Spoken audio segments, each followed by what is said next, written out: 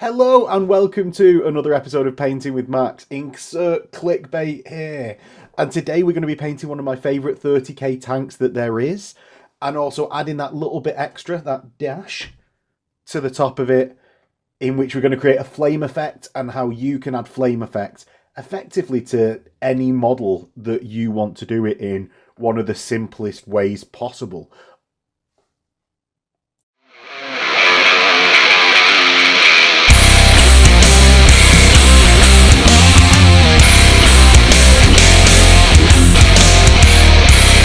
So today we're going to be painting the Malcador Infernus, or Crocodile, as I like to think of it. And that's because, and one of the reasons why it's my favourite ever tank, at least for the Solar range, and it's definitely in contention for favourite tank of all of the 30k range, the Malcador Infernus. Now, the reason I like it is because it's based on this ridiculous looking World War II British tank, of which I'll flash it up on screen now. And what it was essentially was a normal tank, like the Sherman Crocodile, in that it's a flamethrower tank. But instead of sacrificing the main gun, the British kept the main gun, which the Malcador doesn't.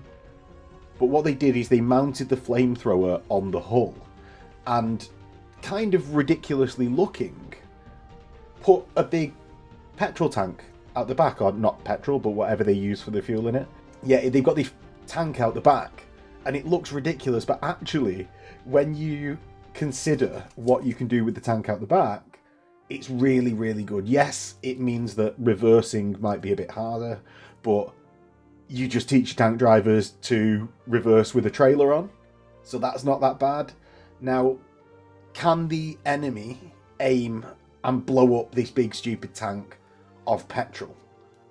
Well, you just armor the tank, and if it does blow up, like somehow, this armored tank of fuel, well, it's not connected to your main, or it is connected, but it's not part of your main tank hull.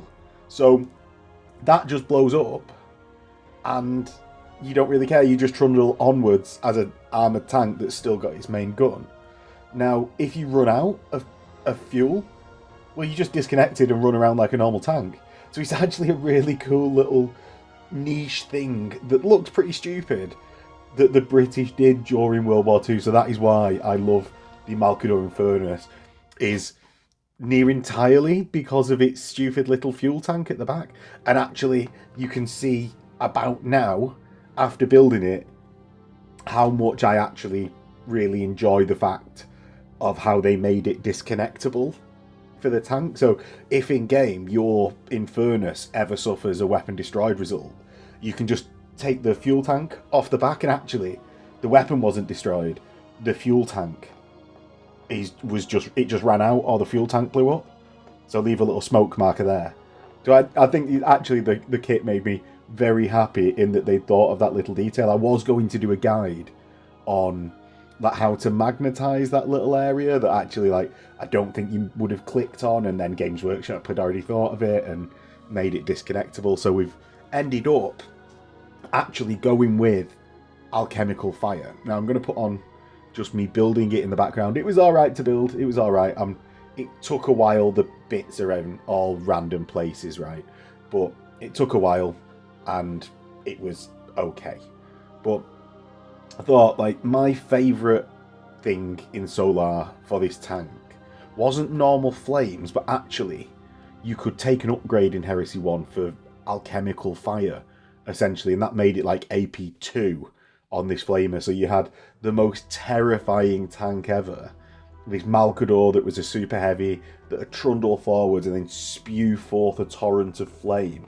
I think it even had the torrent, capital T keyword, special rule, on it, so it'd spew forth this alchemical flame and inspire terror in all Marines, and I wanted to capture that within the tank. So I set down to making a really fast fire effect that I thought would be interesting to share with everyone else, because it's quite simple. We're going to use 3 things, and that is a bit of rod of whatever kind you want that seems appropriate for the fire you want to make. We're going to use some tin foil because this is a large flame. Sometimes you won't need to use that. And we're going to use a hot glue gun. So we'll get into how I painted the tank, but first let's go over actually making the fire. Now I've done this a few times. Like the first, I started with a Chaos Wizard that I wanted to do a bit of a swirl effect. So all I had to use there was a piece of a paper clip. I didn't have to use any of the bigger elements that we had to use on this, and I used the hot glue gun. Now, on this particular model, we're going to use some sturdier effects and stuff to bulk it out. So first up, what we're going to do is create the solid structure of the flame that's going to give us like basically our armature, and that's going to be made in this case out of 2.4mm plasticard rod. I luckily had a perfectly sized drill. As the size of this doesn't really matter. I found it helpful on this larger flame to have more of a rod rather than just a single bit of paper clip, but I've done it before in both ways, so I don't think you're limited to just using this. But what I did is I drilled out both barrels of the flamethrower from the front of the tank with the right size, obviously, hole for the rod, and then inserted and glued the rod into those holes, and that gave us basically a static point to work from on the tank. Next up, basically because of how heavy a flame entirely made up of hot glue, which is going to be our main building source, was I'm going to start using tin foil to bulk out the size of those flames. And I wanted this sort of billowing flame that, even though the Churchill crock fired in a stream, I wanted this very quick effect out the front of the tank, so I didn't have to make a diorama that was 72 inches long.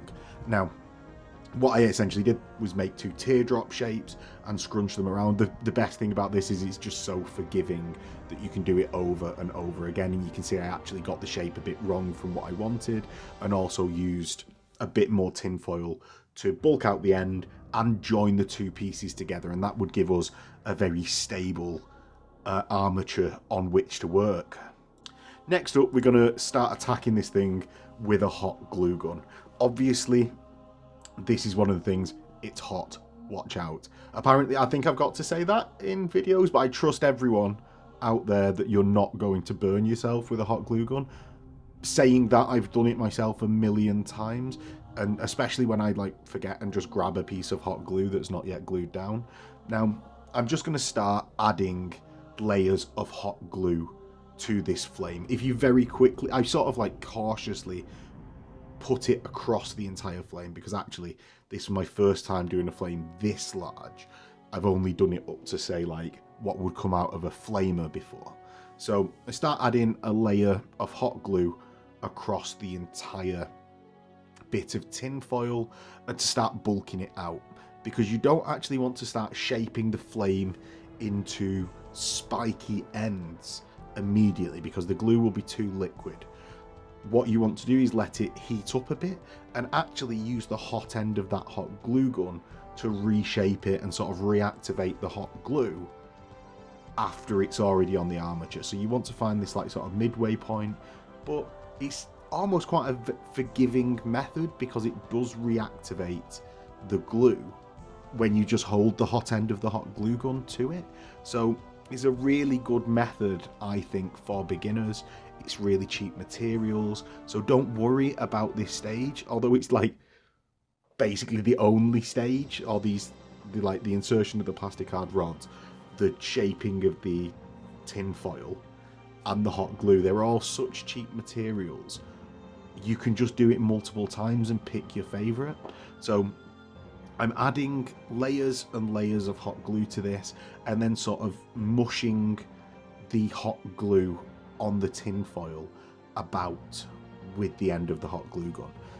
It came to me actually as I was doing this, a good idea could actually be to use some sort of thimble and mush the hot glue and sort of use its stickiness to create the flame, because the first time I actually did flames on that Chaos Sorcerer, I was a lot younger and stupider and used my finger to spike the, like to dip into the hot glue when it was cool enough, but not quite solid. So actually using a thimble, you could start to shape spikes off that hot glue and get more spiky ends to it. Now, as it goes, I was actually very happy with the shape that this hot glue formed after a bit of work. I initially was like super frustrated with, oh, it keeps melting back to entirely smooth, and then was like, oh, do you know what?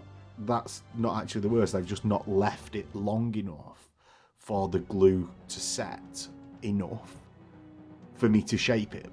So in doing it, you put the hot glue on, wait for it to start setting, and when it gets to this point of semi-malleability where there is some rigidity to it, I started finding that shaping the hot glue at that point was the easiest way to do this and most effective, rather than trying to immediately shape the hot glue as it went on.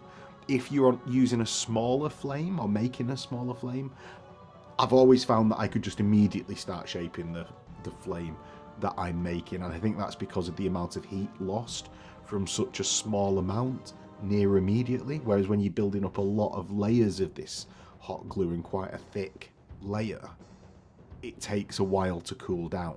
So bear that in mind, try not to get frustrated, and basically just have fun, essentially like messing about with the glue. Think back to your preschool days with PVA, and love playing with that, right? Now this is the adult version, making flames on front of our tanks with hot glue guns. What a time to be alive. And with that, we'll get into the results, because they actually not much to describe other than showing the process. I went for a bit of spiky along the flame, and then maybe let it become more of a smooth shape towards the end of a teardrop. But as it is at the moment, I'm sort of putting a clear liquid on a silver armature, so I don't think there's much you can see from this video, but hopefully you can get my methodology of what I was doing by watching it. So this is the finished flame effect. Hopefully you can get a bit more sense of what it looks like from the undercoat. Now I'm going to put up the finished model just so that we can see what I'm talking about, as that's had a bit more colour to it and a bit of a dry brush. Let me know in the comments if you think I should have gone spiky with this. As I said, I wanted a bit more of that billowing smoke, or billowing fire smoke. I suppose there's no smoke without fire, and that's where it starts. But yeah, it's a more billowing and sort of projectile flame rather than sort of a spiky flame effect as it sort of washes around and engulfs things. So let me know if I've achieved that or whether I should have done it entirely differently. Next, we're going to be going on to the painting section of this video, where I'm going to be painting Solar Auxilia tanks. I have already done a Solar Auxilia infantry guide. It's an older video, but it still checks out. But that is going to be linked at this point. If you want to see the infantry section of this, head over there, and that is a good guide for getting your Solar Auxilia done really, really fast, because it is a big army. And I think I managed to average like 7.7 minutes 45 seconds per infantry model, and I'm actually quite happy with how they turned out. Maybe not so much the video 2 years on. Oh, I cringe every time I look back at an old video now. But yeah, into the painting section. We're going to start out first with a liberal helping of German Grey by Tamiya. Now, I've done this about 50-50 with Tamiya thinner, because you can only use Tamiya thinner with Tamiya paints. So we just put that everywhere. And actually, I realised that this may not be the easiest way to paint this flame effect. And it might also not be the easiest way to store it. Now, if I was going to use this as a display model all the time, I would have left the flame on there and just put up with the painting process being harder. But instead I cut down the flame right at the end, and we'll get into what I actually do with that in a second. Now, where I'm putting Tamiya German Grey is on the leading edges of all of the armour plates, because this is a very dark colour scheme. I'm going to be very liberal with how I actually position that, because the other steps are going to darken down this tank. It's going to look near black, the armour, if not like black armour. So I'm going to put that on most places. Normally, if you're going for a lighter scheme, the way that I'm going to do the metals, which is with pens, I wouldn't put the main lighter colour on anywhere that's going to be metal. However, because it's German grey so dark, the pens will adhere to that colour very easily. But it's just something worth bearing in mind if you're going to get to those other steps in the same way that I do. So normally I don't do this individualised plates having a different light point on across tanks. Normally I do entire panels and sides facings of the tanks and vehicles having in, like, the singular light source. However, because the scheme is so dark, it will add that bit of interest to each plate. Next up, we're going to put a stripe on this bad boy in order to get a bit more visual interest onto the tank. I'm going to be using essentially just the tape that we get from everywhere. Tamiya tape is the best, I would say, but lots of tapes exist. It's just this one is mine. I use a 6mm tape to get the width of the stripe that I want, and I do this quite often, of just using the tape itself to judge how wide I want the individual stripe. It's just quite an easy way to get a consistently widthed stripe on there. Now, I then, rather than taping up the sides, because I was running out of tape, because normally I put tape all around the outside, I used blue tack, and it worked perfectly well. Like, I mean, I didn't have to rush to the shop and buy some sort of masking putty. Blue tack worked perfectly fine. So blue tack went on there around the outsides, and I decided to put an individual sort of leading edge, different coloured section down the side of the Malcador, which then gave us a masking scheme that looked like this. I trusted myself not to overspray on that right hand side towards the sponson, and we're going to start adding Tamiya deck tan to the stripe areas and areas of visual interest on this tank.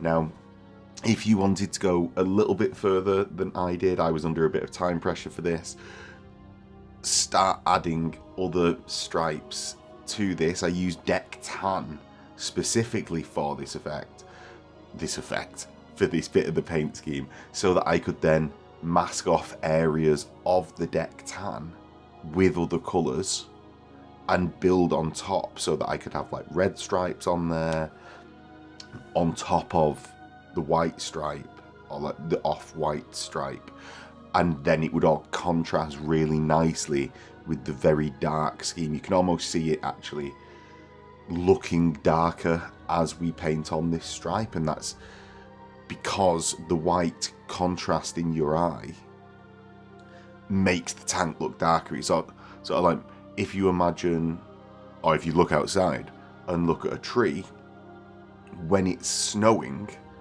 the trees all look black, and that's because of the high contrast levels with the snow. And in the same way, we're going to have a darker tank and lighter looking stripe because of the extremes within that model. So yeah, I then move on to a bit of laziness here, where I'm going to put deck tan, because it was basically the colour of white in my airbrush at the time, on top of areas that I want to be other colours, because I'm just going to contrast those later. So not really trying to minimise overspray, but not really worrying about overspray. What I'm going to do is essentially base coat all of the pipes with deck tan so that I can paint them red later, and then finish off the don't know how I did it in this order, but then finish off the stripe on the front of the tank. In possibly the least necessary move on this tank paint, I also airbrush the flame effect in deck tan, and as I say, it was potentially the least necessary thing. If you're skipping anything, if you're following this guide and not making your own decisions, this is the bit that you need to skip anyway. Next comes the most satisfying bit of the entire point, except for the finish, I suppose, is taking off all the masking fluid. And I say the most satisfying, the most fear-inducing, in case you've not quite put that masking fluid on properly enough and there's been overspill onto the rest of the tank. There's only been a little bit on this one, so I'm not too unhappy. So we can move into the next stage, which is going to be adding some metallics to that. So I'm going to be dry brushing natural steel by AK onto basically lots of areas of the tank. I give it a little bit of a raised edge dry brush, I suppose that is a dry brush, onto where I've already done deck tan on these pipes. No idea why I did that. It's just a complete decision that baffles me to this day. I'm also then going to start really liberally picking out basically everywhere on the tank. It's going to be more like an overbrush, and that's to give like a scratchy picking out of the raised edges, almost the lazy man's edge highlighting. And because we've gone for such a dark colour on the rest of the tank, I mean, like, this solar scheme was entirely a speed paint scheme. So yeah, a liberal overbrush on the entire tank and slapping a load of the same colour natural steel onto... Steel isn't natural. Why is it natural steel? Slapping natural steel onto the front of that flamethrower as well. And this is actually the point where I realised my sponson basically was glued by the previous steps, including the undercoat, to the side of my tank. So very easy way to sort that. After the sponson had already been ripped off, I grabbed my drill, put on one of the bigger drill bits, drilled into the sponson, and used the metal drill bit to just leverage around the sponson. Sorted that out very quickly with a bit of elbow grease. Here comes a difference from the previous tanks that I've done on this scheme. Basically, I wanted a more archaic look to the Malcador Infernus and the Valdor Tank Hunter that I was painting alongside it. So I wanted to add some more brass to the scheme. The easiest way to do this, especially because we're using a dark scheme for the base coat, or if you can avoid any of the metal areas with any colours that you put over the top, so it's just a black. Otherwise you're going to have to go back to black. I find the pen doesn't adhere to lighter colours well. But yeah, we're going to use a metallic pen, Sharpie. You can get these in packs of 3, annoyingly. You can't buy them individually from what I've seen.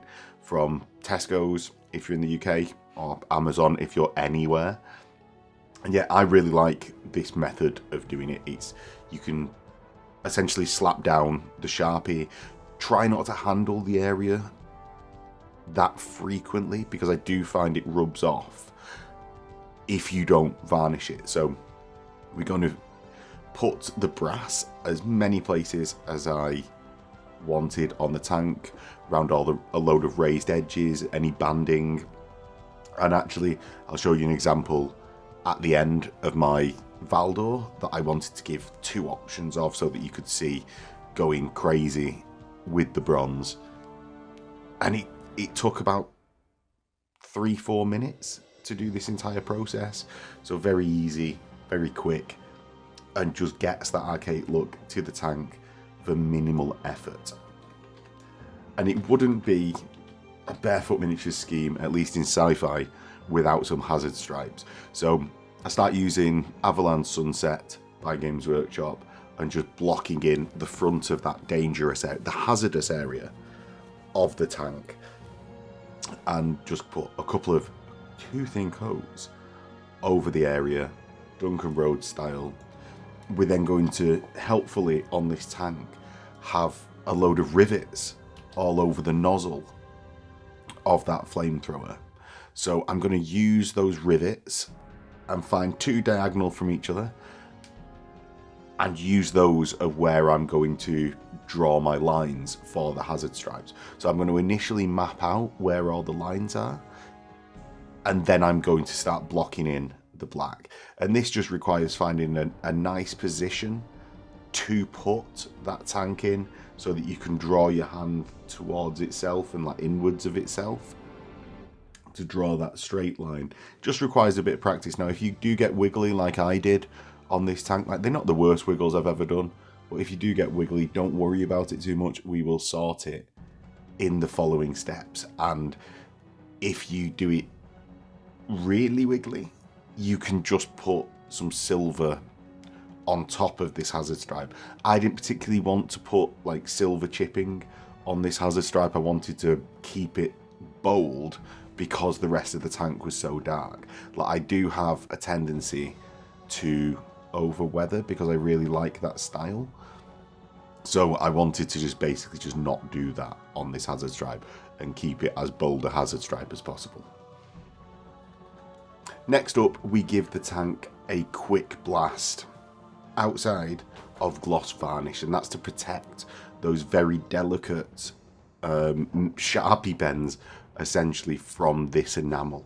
If you've not used Sharpies and you've used like the much sturdier normal paints to do anything, I'd save and skip the varnish step before doing the enamels. I actually quite like how the enamel bleeds into the colour underneath if you don't varnish it, but it's definitely no hardship if you do varnish.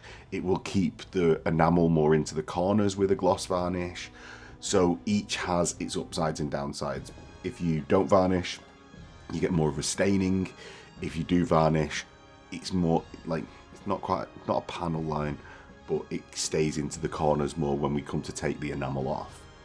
That's what is coming next. We get the enamel taken off the tank, so we take a brush, and I actually started using just a piece of tissue for this because it essentially gets we're wiping the enamel off anywhere that isn't a raised edge, just to get that colour through, but leave a spread of brown, a grimdark brown, maybe that should be the marketed colour, a spread of grimdark brown into the main flatter panels.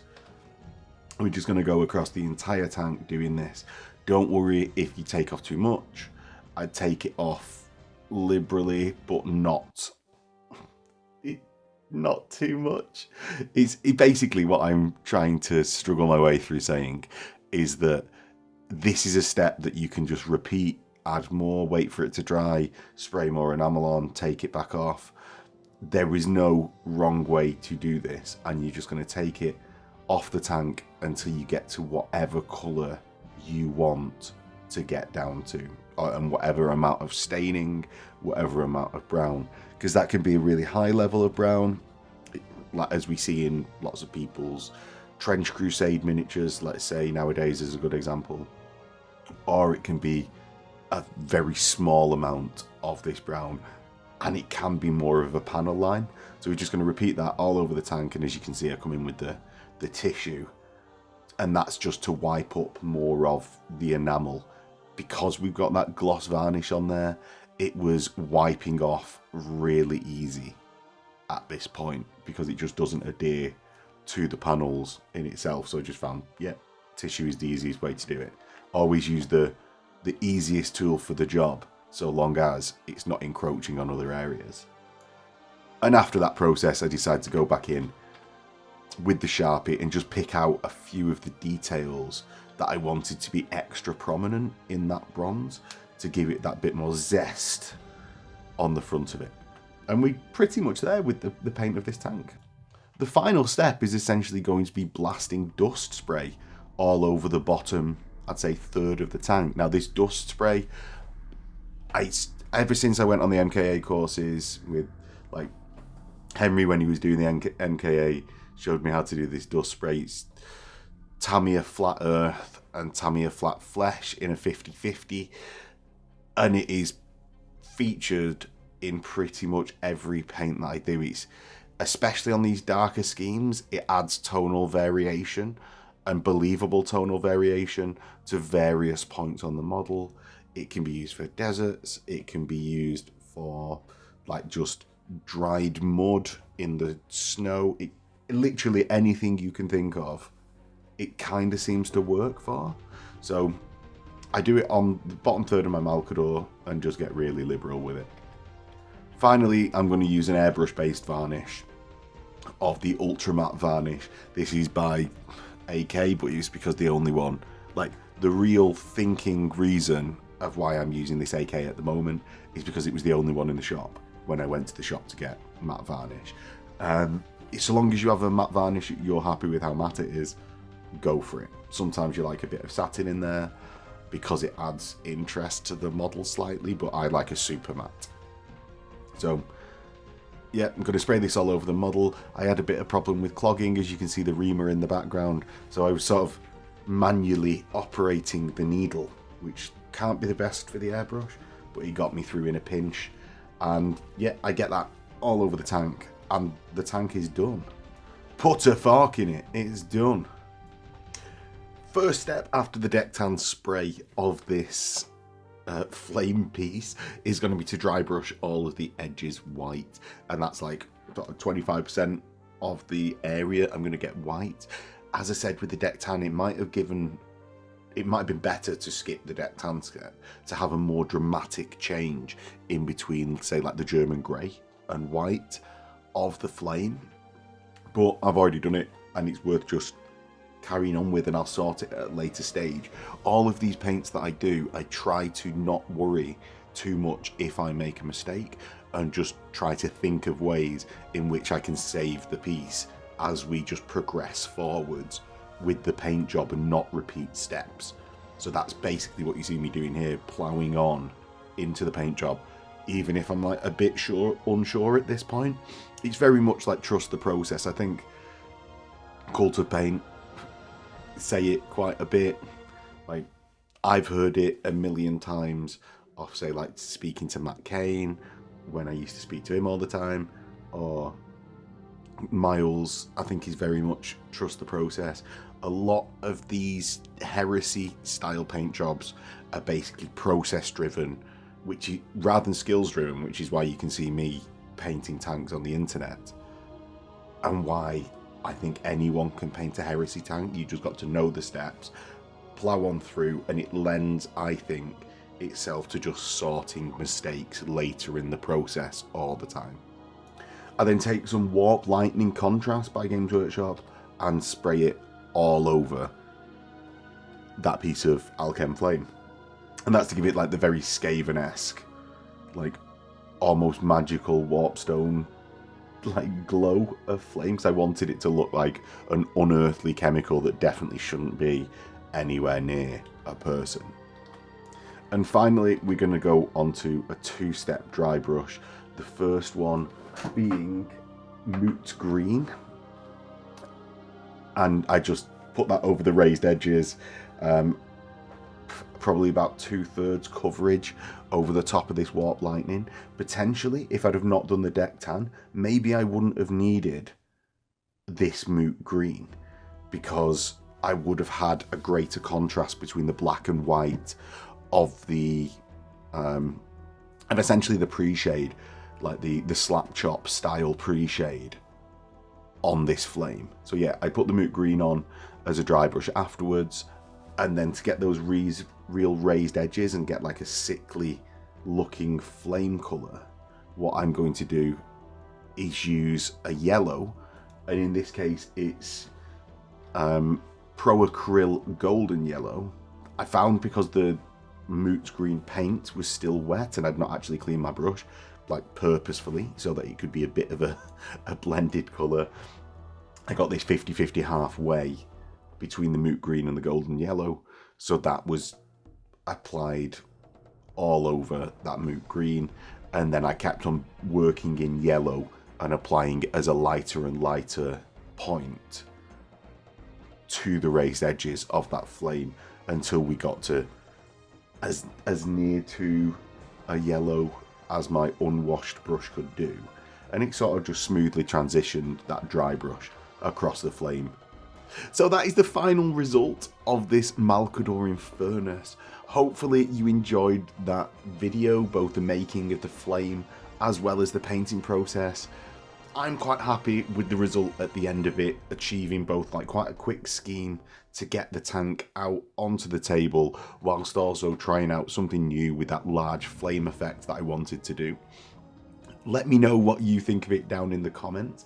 Now we're going to see that I should have probably got a bigger photography station with which to film this rotating Malcador, but I don't think it's something that's going to often come up in other videos, so I was a bit hesitant to go out and buy a rotating station that would accommodate such a big tank.